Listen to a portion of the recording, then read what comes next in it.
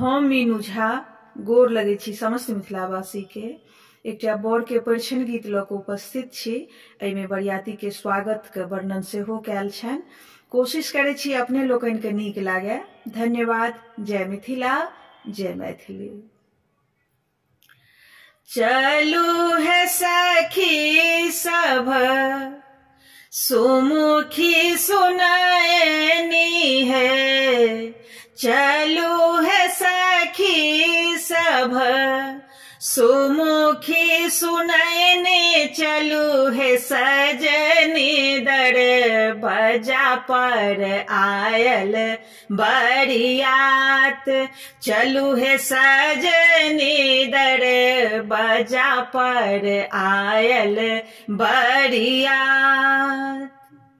साजिली हाला डाला द्रव्य दुभिधान है, साजिली हाला डाला द्रव्य दुभिधान, चलू है सजनी औरो साजू पान माँ के पात, चलू है सजनी औरो साजू पान माँ के पात, सुनु है सजनी दर बजा पर आयल बरियात।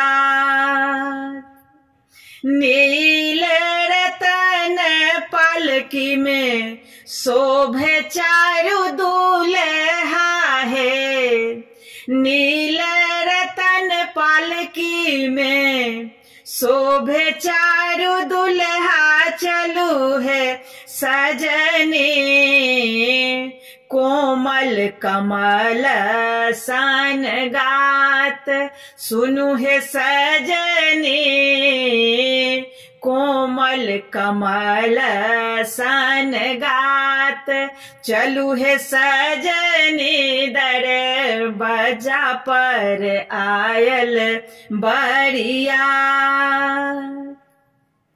देखी नयन भरी आँखी जुड़ाऊ है, देखी नयन भरी आँखी जुड़ाओ, चलो है सजनी इह थी कपरी छन लाथ, सुनु है सजनी इह थी कपरी छन लाथ, चलू है सजनी दर बजा पर आयल बरियात।